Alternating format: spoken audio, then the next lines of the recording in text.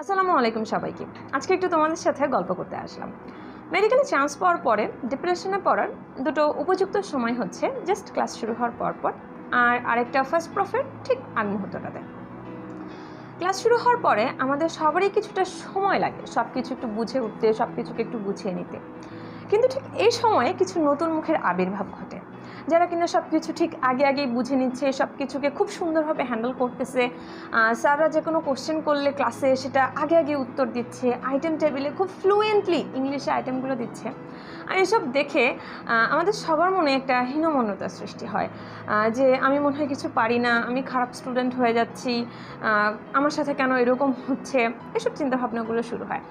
আসলে এটার কারণটা হচ্ছে স্কুল কলেজের পুরোটা সময় জুড়ে পুরো অ্যাটেনশনটা থাকে আমার দিকে। হুট করে মেডিকেল আসার পরে যখন সেই অ্যাটেনশনটা অন্য কারো দিকে সরে যায়, আমরা এই ব্যাপারটাকে মেনে নিতে পারি না।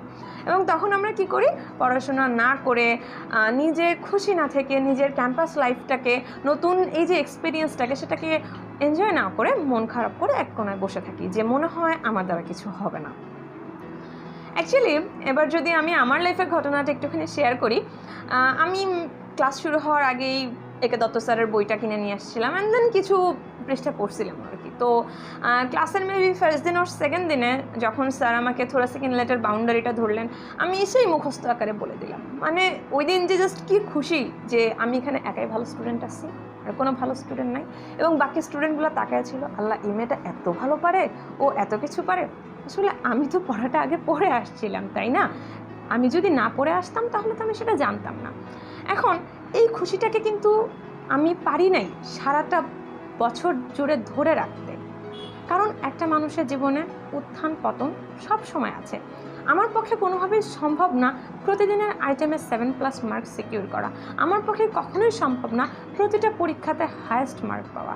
এটা হতেই পারে যে একদিন আইটেমে আমি অনেক ভালো করতেছি, একদিন আইটেমে আমি অনেক খারাপ করতেছি, একদিন আমি আইটেমে পেন্ডিং খাচ্ছি, একদিন আমার কোনো একটা কার্ডে সাপ্লি আসছে, কোনো একটা টার্মে সাপ্লি আসছে। কারণ আমাদের লাইফে তো শুধু পড়াশোনা না, আমাদের লাইফে তো আরও অনেক কিছু রয়েছে, তাই না? তো যে কোনো কারণে তোমার পরীক্ষাটা কিন্তু খারাপ হতেই পারে। তোমার পরীক্ষা খারাপ হওয়া বা হায়েস্ট মার্ক না পাওয়া মানে এটা না যে তুমি কিছু পারো না বা তুমি কিছু শেখোনি। আমরা সবাই ছোটোবেলা থেকেই খুব ভালো রেজাল্ট করে এসেছি, এবং আমরা চাই সেটার ধারাটা যেন মেডিকেল কলেজে এসে বজায় থাকে। সেই ছোটোবেলাতে 190 আপ মার্কস পেয়ে অভ্যস্ত একটা মানুষ হুট করে 60+ মার্কস দিয়ে না খুশি হয় না। আমি নিজেও খুশি থাকতাম না, আমার কাছে মনে হতো অবশ্যই আমাকে 90+ মার্কস পেতে হবে। এই জিনিসটা আমার পক্ষেও মেনে নিতে কষ্ট হয়েছে। কিন্তু আমাদের এই মেডিকেল সেক্টরটা, আমরা যে মানবতার সেবা করতে এসেছি, সেখানে কি আমি কম্পিটিশন করতে এসেছি? আমি তো মানুষের জীবন বাঁচাতে এসেছি। হ্যাঁ, ভালো রেজাল্ট করার ইচ্ছা আমাদের থাকবে, কিন্তু আমরা যদি এটাকে মুখ্য উদ্দেশ্য বানিয়ে ফেলি না, তাহলে আমাদের লাইফে খুশির মুহূর্তগুলো কম হবে আর ডিপ্রেশনের সময়গুলো বেশি হবে, এবং সেই ডিপ্রেশনের কারণে আমরা আমাদের যে ছোটোখাটো খুশির মুহূর্তগুলো আছে সেগুলোকেও হারিয়ে ফেলবো। তাই অ্যাকচুয়ালি আমাদের মুখ্য উদ্দেশ্যটাও হওয়া উচিত শেখার ইচ্ছাটাকে বাঁচিয়ে রাখা, শেখার আগ্রহটাকে বাঁচিয়ে রাখা। এই যে যখন আমি বারবার আইটেমে পেন্ডিং খাবো বা বারবার আমার কার্ডে সাপ্লি আসতেছে, আমি পারতেছি না ক্লাসের মধ্যে টপ করতে, তখন আসলে আমাদের পড়ার ইচ্ছাটাই হারিয়ে যায়। ধুর, এত পড়তেছি, পড়ে কি হবে? সেই টিচার যদি কোনো একটা কোশ্চেন করে, আমার কোনো একটা ফ্রেন্ড অ্যান্সার দিয়ে দেয়, আমি তো পারি না অ্যান্সারটা দিতে, আমি তো রাতের বেলা জাস্ট 2 ঘন্টা ঘুমাই, তখন আমাদের কি মনে হয় যে আমি আর 2 ঘন্টাও ঘুমাবো না, আমি সারাটা রাত করবো। অ্যান্ড দেন আমরা সবাই অসুস্থ হয়ে পড়ি, অ্যান্ড দেন তার সাথে আমাদের 1 সপ্তাহ 10 দিনের আরও বিশাল একটা পড়া জমে যায়। এই একদিনের ভালো করতে গিয়ে আমরা আসলে আমাদের 10 দিনের ক্ষতি করে ফেলি। তাই এই জিনিসটাকে মেনে নিতে শেখো যে তুমি হায়েস্ট মার্ক না পেতেই পারো, তুমি স্যারের সব কোশ্চেনের অ্যান্সার না দিতেই পারো, তুমি কোনো প্রশ্নের উত্তর ভুল বলতেই পারো। তোমাদের সবার কি মনে আছে কোচিংয়ে পরীক্ষা দিতে গিয়ে আমরা যে কোশ্চেনটা ভুল করতাম সেটা কিন্তু আমাদের অলওয়েজ মনে থাকতো, যেগুলো পারতাম সেগুলো কিন্তু আমাদের সবসময় মনে থাকতো না। তাই যখন তুমি প্রতিটা সময় ভুল করতেছো, আসলে তুমি প্রতিটা সময় শিখতেছো, এবং যে শিক্ষাটা তুমি কখনো ভুলে যাবে না, এটা আসল অর্জন। তোমার এই না পাওয়াটাই আসলে তোমার সবচাইতে বড় অর্জন। এবারে আসি প্রফেটিক আগ মুহূর্তটাতে। হুট করে আমাদের মাথার মধ্যে আকাশ ভেঙে পড়ে যে আমি সারা বছর কিচ্ছু পড়ি নেই, ওরা সবাই সব কিছু শেষ করে ফেলছে, শুধুমাত্র আমার পড়ায় বাকি আছে, ওদের 2-3বার রিভিশন করা শেষ। প্রথমত যদি আমি বলি, এই যে অ্যানাটমি সাবজেক্টটা অনেক ভাস্ট একটা সাবজেক্ট, এটাকে তুমি এই ফার্স্ট প্রফের সীমানায় আটকাতে পারবে না।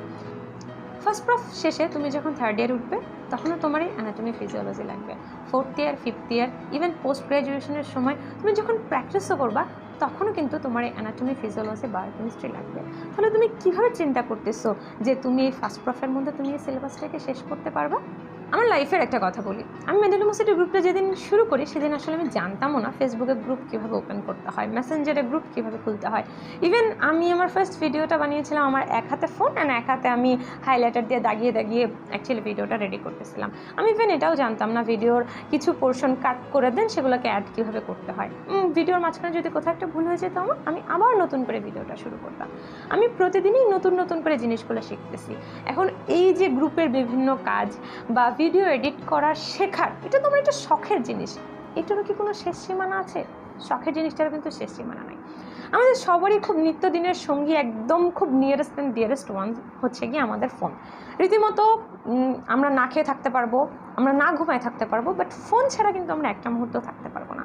এখন এই একটা ফোনের মধ্যে কত কত ফাংশন আছে, ফোনটা কীভাবে বানানো হয়েছে, এটা কীভাবে কাজ করে, এই সব সিস্টেম যদি তোমাকে শিখতে বলা হয় যে উইদিন 1 or 2 months তোমাকে সবগুলো শিখতে হবে, বিশ্বাস করো তোমার এই ফোনটাও তোমার কাছে বিরক্তিকর হয়ে যাবে। তাই আমরা আসলে এই ধরনের চিন্তাগুলো করে আমাদের পড়ালেখাটাকে বিরক্তিকর বানিয়ে ফেলছি।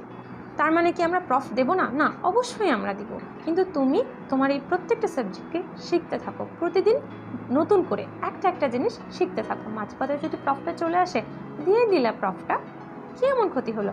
তুমি চাইলেও কখনো পারবা না প্রফের আগে তোমার সব সিলেবাস সবটুকু রিভিশন শেষ করে যেতে, কারণ এটার তো কোনো সীমা নেই। আমরা যদি আমাদের জীবনের কথাই বলি, আমাদের জীবনের কি শেষ আছে?